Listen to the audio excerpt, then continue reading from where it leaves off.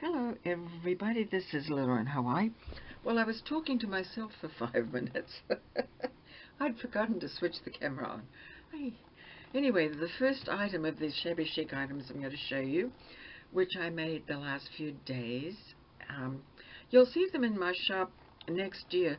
My shop is closing for the next couple of weeks because I'm going to go to the North Shore of Hawaii. We're going to stay with some of my family and just act like tourists. So anyhow, this is the first shabby chic item, and if you've looked back at my videos on YouTube long time ago, probably my origami pouches, this is it. It's just two seams. It makes the pocket and the flap, and it's just real cute to play with. And I've made those. I've taught classes in these. You can decorate them multiple ways. I had these typography iron-on labels, so I used those on all of them. I like the style, the French look. And so it's just a conglomeration, really, of items. Underneath is some scrappy lace that I sort of pieced together onto some fabric. And then I just went through a box of bits and pieces and took out some things that I wanted to go together. They don't necessarily go together, but I think they look pretty good. And then for the handle, which I sewed on with buttons, I didn't have enough of this stretchy fabric that I'd tea-dyed, so I tied on to that some dyed seam binding. So it's actually, I've just folded it up because it's so long, but it's about just over 2 yards, so it's a nice crossbody pouch. Just going to check that that's in focus. Yeah, I think so. Was that all in focus, or was I taking it away? Anyway, here it is. So that's the first item. I'm also going to show you a couple of tricks. I'll show you another item, then I'll show you a trick. So here's this one's a cuff, and I made it. I just noticed on my work table I had some fabric just sort of lying there, some dyed muslin and some other stuff, and it was just the right length. So I sort of folded in the ends and I made it into a cuff. Inside there is some batting to give a little substance, that warm and natural. And then I used a bunch of items. First of all, I sewed on some nice fabrics and crocheted and trims, lace trims and so forth. And then I made a little garment pin with some dangles on that. I happened to have this cross that I'd painted and put some glitter on. And then some buttons, old buttons of course, and some old beads are sewn on, and a little bunch there. And then for the fastener, which is always a problem with cuffs, because normally you're doing it with one hand, and you want to be able to fasten it, well, I do anyway, with one hand.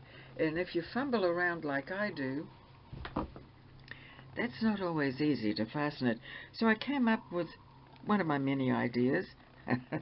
Don't know if it's going to work. So I tied or sewed a piece of seam binding on one end and a nice big button that has a shank on the other end. So when you put it on, it goes like this. And then you just wrap it. And you can do that with one hand. Wrap it 2 or 3 times and it holds. It's good. And the nice thing about it too is it is expandable. This is 7 inches, and I usually make mine up to 8 inches, but that was the length of the fabric. So some wrists go up beyond 8 inches, so you can expand it by that method. So that's the second item I made in my shabby chic French style. All these will be posted on my Etsy shop in January.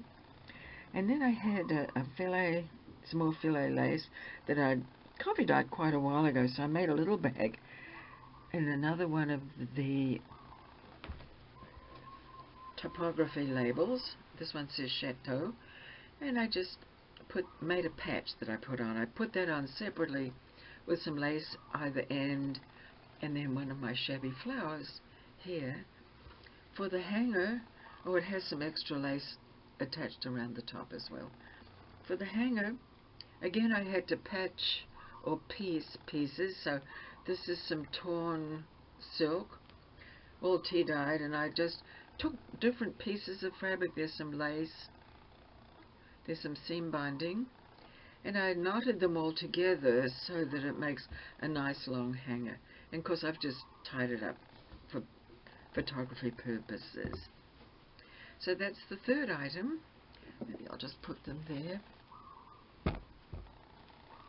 Now for one of my tips, or probably my only tip, really, I needed beige thread, and as I say, I live in Hawaii, and I'll be darned if I can find a nice lot of beige thread that is easily, well, Walmart is the only place, and they happen to be out of it. I used to get the one called Ecru over there, and they were out of it, because when they run out of things here in the islands, we have to wait for the next shipment.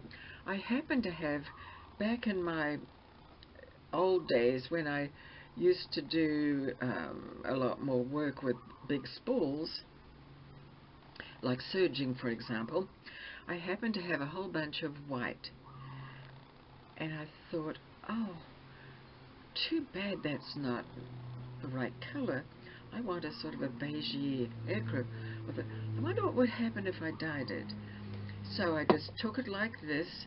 I mixed up a good strong bunch of tea, and I put it in it's a loaf pan actually in the kitchen, and I put about 4 tea bags in some boiling water in the kitchen, and then I lay this down in there like that till it was covered, and I left it for a good day, and I watched it, and it was soaking up the tea color, and I thought, oh gosh, that's probably the end of it. It probably won't dry. But anyway, I took it outside on my lanai and stood it outside like that for about 3 or 4 days, and it's perfect. It's totally dry, and it's nice color. It's a kind of a little bit variegated, which I like. To be honest, I haven't sewn with it yet, so who knows? It may be so, maybe it breaks a lot or something. But right now I can pull on it, and it's good. So that's my tip. So I thought, well, next time I say I wanted a dark green, I could just mix up some acrylic paint with water, boiling water, and off you go. So, because I do have a bunch of these. I do use them, of course, too. And then another tip I have is, well, I'm making a book here, a French book, because I happen to have this tea-stained fabric. It's some 12 from France, and I happen to have this one piece, just this size. So I made one of my brochure-style folded books with that, and so it comes out like this. It has 8 pages, and I've got some things tucked in there that I'm going to work on. So it has a print all over it, so I'm going to, have to cover up a lot. So I'll be putting a lot of lace, a lot of threads, a lot of who knows what. So that's that, but it was easy to make, and I've made this little pin that I stitch on here, and then I just tied some string around there for the spine, and I happen to have one transfer left from my French typography logos, so I put that on there where I had a blank spot. Okay, now these are some raggedy roses, I don't know if the roses, raggedy flowers, and I sort of whipped these up last night and to see how they would be this morning, and they hung together, not too bad. So the way I make them, here's another one. I just take whatever scraps of whatever I have, and I go round and round and round and twist them around and glue them to always glue them to a piece of muslin. I don't use cardstock, I always use some muslin like that. So I thought I would show you how I do one. This is a piece of muslin that's smaller.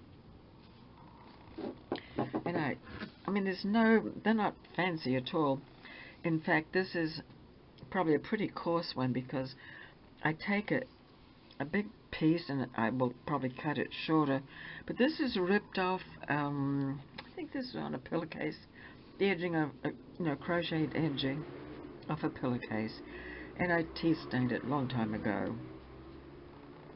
This is probably something similar, but on this, I still had parts of the fabric attached, and I like that.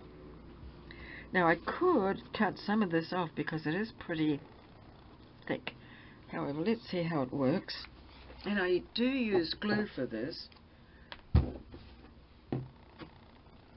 So I usually start off haphazardly by rolling. So that's how much I would roll, so I know where to put some glue there. There we go.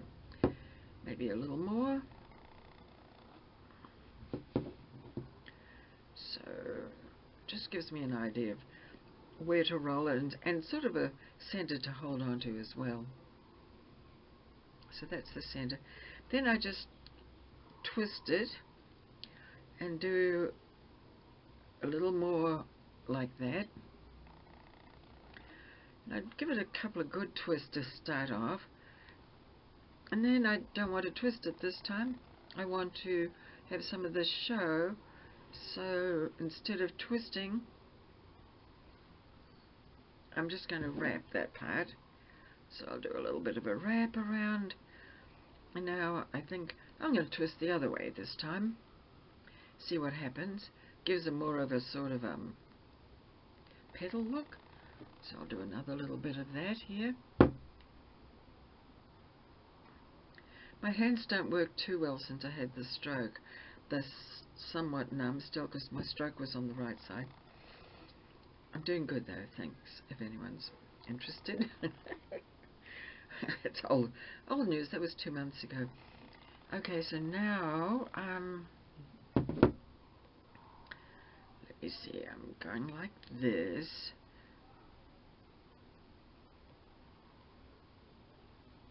I think I'll just go right around now this time. See if I can just go like that. I don't want, it's getting a bit bulky, so I'm just about to, I think I'm going to stop.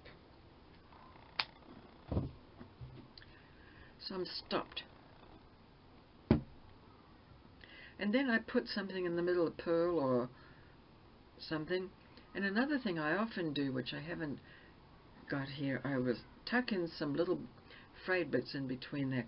Okay, so now I'm going to put it on here. I'm putting it on the muslin. And then I leave it to dry, and that's kind of it.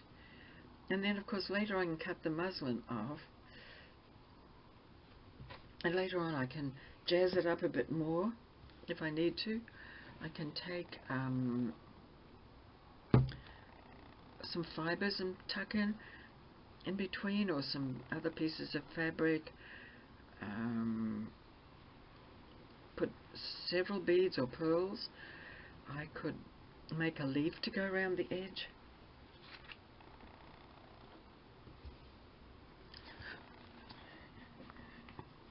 So those are those, made from this kind of thing. And there's that, which is something to work on. And then here are my shabby chic items, and the hand-dyed thread, which I thought was a pretty clever idea, really. Thanks for watching. This is Lila in Hawaii. Bye now.